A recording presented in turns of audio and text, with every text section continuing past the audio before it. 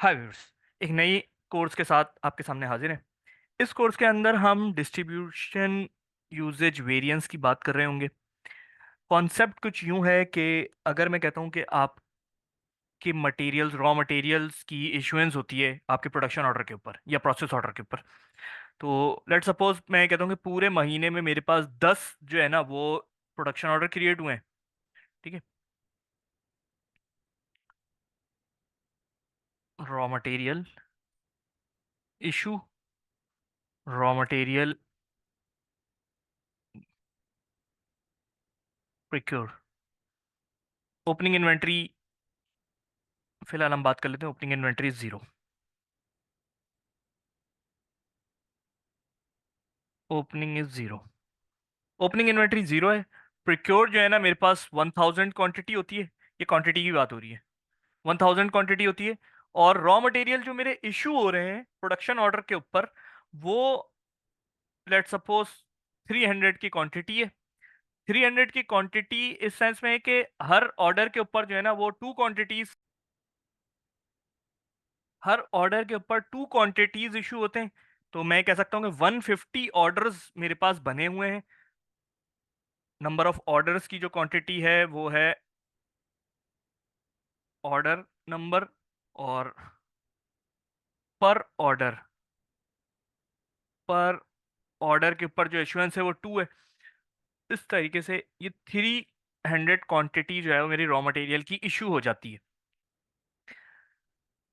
As per SAP की calculation के हिसाब से हमारा जो रिमेनिंग क्वांटिटी जो है वो बचनी चाहिए रॉ मटेरियल की एंडिंग इन स्टॉक, वो होनी चाहिए 700। मगर मगर एंडिंग, अब जब हमारा स्टॉक काउंट होता है, स्टॉक काउंट में हमें पता चलता है कि स्टॉक काउंट में हमें पता चलता है कि हमारी जो एक्चुअल एंडिंग इन्वेंट्री हमारे पास मौजूद है वो है 650। इट्स मीन 50 का एसएपी और एक्चुअल स्टॉक काउंटिंग के अंदर 50 का डिफरेंस आ रहा है। ठीक है। तो अब एक तरीका तो ये है कि हम इस डिफरेंस को हम अपने नॉर्मल जो है वो पीरियड कॉस्ट के अंदर शो करा दें। दूसरा तरीका ये है कि हम इस डिफरेंस को जितने भी हमारे नंबर ऑफ ऑर्डर्स क्रिएट हुए हैं, मैं कहता हूं कि 150 हमारे नंबर ऑफ ऑर्डर्स क्रिएट हुए हैं, हर ऑर्डर्स के ऊपर इक्वली ये जो है ना वो क्या करते हैं, वो डिस्ट्रीब्यूट करवाते हैं। यानी कि 0.33 की क्वांटिटी हम हर ऑर्डर के ऊपर अगर इशुएंस करवा देंगे तो ये क्वांटिटी 50 क्वांटिटी हमारी इस तरीके से मैच कर जाएगी, और टोटल रॉ मटेरियल इशुएंस वो हमारी 350,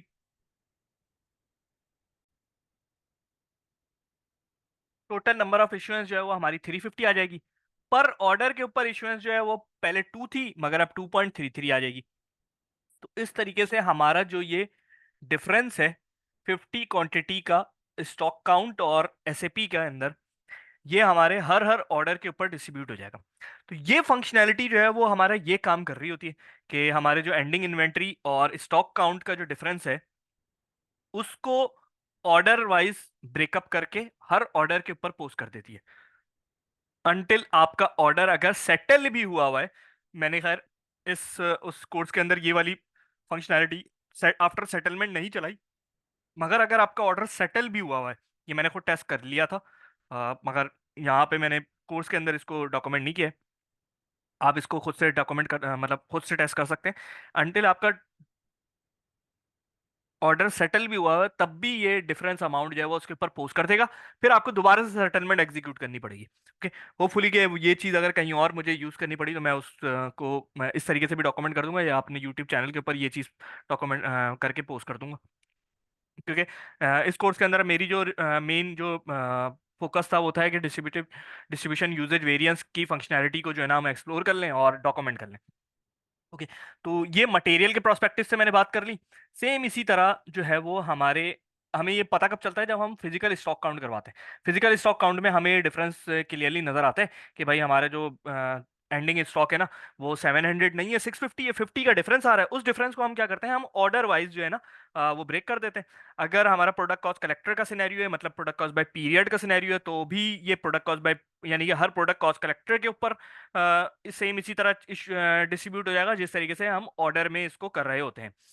सेकंड इसका जो सिनेरियो है वो ये है कि मैं एक्टिविटी टाइप के ऊपर बात कर लेता हूँ, कि मैं आफ्टर तमाम एक्टिविटी की कंफर्मेशन मुझे पता चलता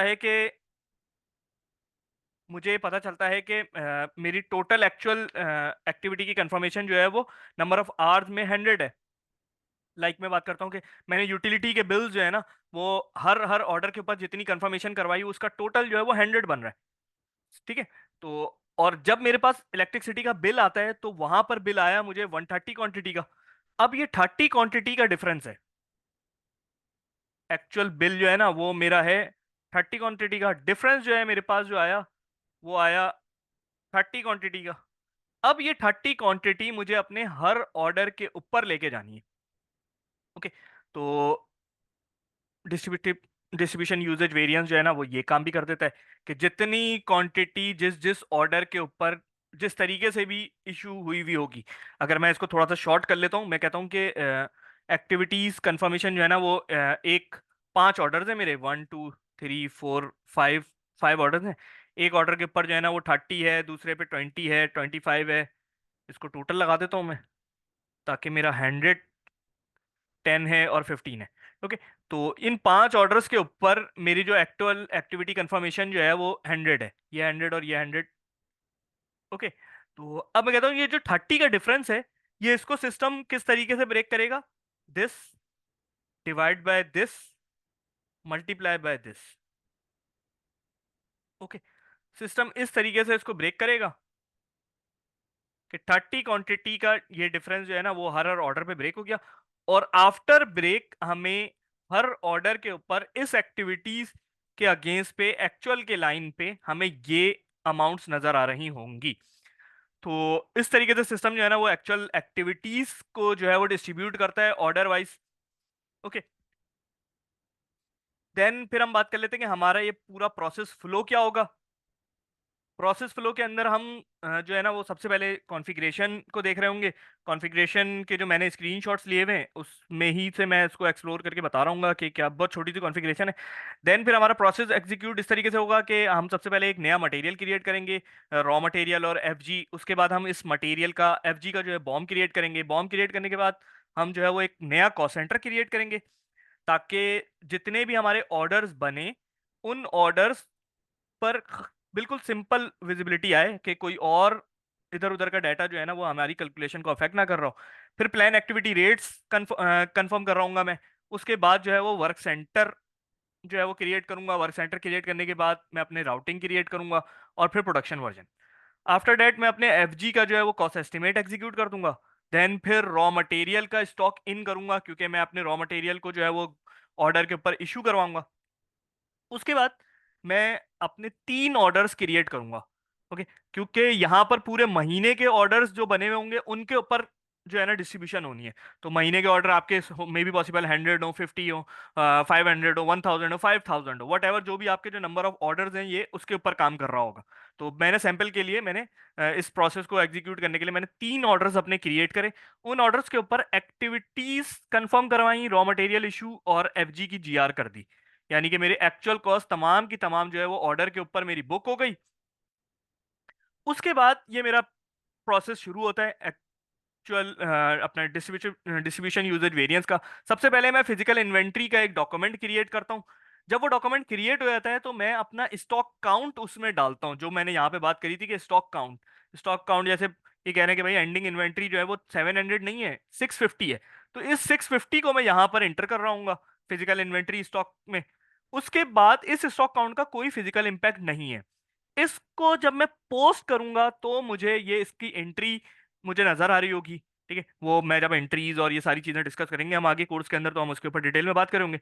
तो ये यहाँ पर पोस्टिंग हो जाती है, और CKM3N के ऊपर हमें ये शो होना शुरू हो जाता है कि डिफरेंस अमाउंट जो है वो कंज्यूम हो गया। आफ्टर दैट जब मैं ये डिस्ट्रीब्यूटेड यूजर वेरिएंस का प्रोसेस एग्जीक्यूट करता हूँ, तो वो डिफरेंस जो उसने CKM3N पे पोस्ट किया होता है वो उसकी रिवर्सल देता है, और हर हर ऑर्डर के अगेंस्ट पे उसकी कंजम्पशन पोस्ट कर देता है।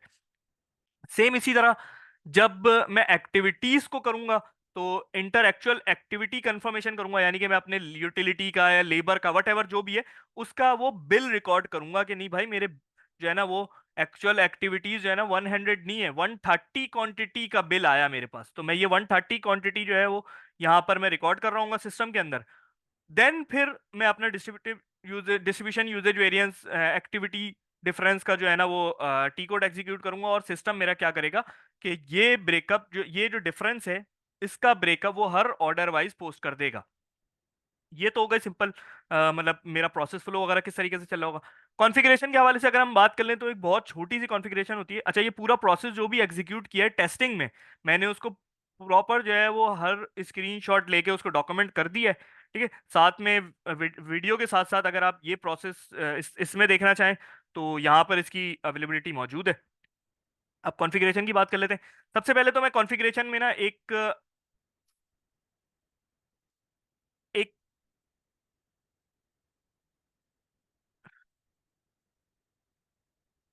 सबसे पहले मैं अपनी ये जाऊंगा एक्चुअल कॉस्टिंग और मटेरियल लेजर, फिर एक्चुअल कॉस्टिंग, और इसमें activate distribution of consumption difference, इसको जाके मैं यहाँ पे एक्टिव कर दूंगा, डिस्ट्रीब्यूशन एक्टिव।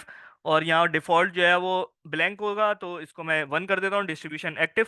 ये कॉन्फ़िगरेशन के एंड से एक ये काम करना है। दूसरा काम क्या करना है कि मुझे एक जीएल क्रिएट करना है अपना परचेज प्राइस डिफरेंस। मैंने डिफरेंस जो एक जीएल बनाया है इन्वेंट्री काउंट डिफरेंस का, 213 300 213 का जो है मैंने एक जीएल क्रिएट करा इन्वेंट्री काउंट डिफरेंस का। और इस जीएल को मैंने जाकर कहाँ पे लगा दिया, ओबीवाईसी में जीबीबी आईएनवी के अंदर मैंने इसको असाइन कर दिया रॉ मटेरियल की वैल्यूएशन क्लास के साथ। अगर मेरा एसएफजी और ये वो इन सब का भी है तो मैं अलग अलग जीएल भी बना सकता हूँ, अगर मैं चाहूँ तो एक ही जीएल में काउंट डिफरेंस के नाम से एक ही जीएल बनाऊं और तमाम वैल्यूएशन क्लास के ऊपर वही जीएल असाइन कर दूं, वट एवर जो भी मेरी रिक्वायरमेंट है मैं उसके हिसाब से ओबीवाईसी की कॉन्फ़िगरेशन को डील कर सकता हूं। ओके, तो पहली चीज क्या है कि हमें जो है वो डिस्ट्रीब्यूशन कंजम्पशन जो है वो एक्टिवेट करवानी है। सेकंड चीज क्या है कि मैं जीएल क्रिएट करके जीबीबी आईएनवी के अंदर जो है ना वो उस जीएल को वेल क्लास के साथ अलाइन कराऊंगा। कॉन्फ़िगरेशन का काम मेरा खत्म हो चुका है। उसके बाद मेरा ये पूरा का पूरा प्रोसेस एग्जीक्यूट होगा। आई होप कि आपको ये एक एसएपी के अंदर जो एक फंक्शनैलिटी है डिस्ट्रीब्यूशन यूजेज वेरिएंस की अच्छी खासी अंडरस्टैंडिंग हो जाएगी after completion of this course. तो मैं उम्मीद करता हूँ कि ये कोर्स आपको अच्छा लगेगा और आपकी कोई इन्फॉर्मेशन में जो है ना वो इजाफा होगा।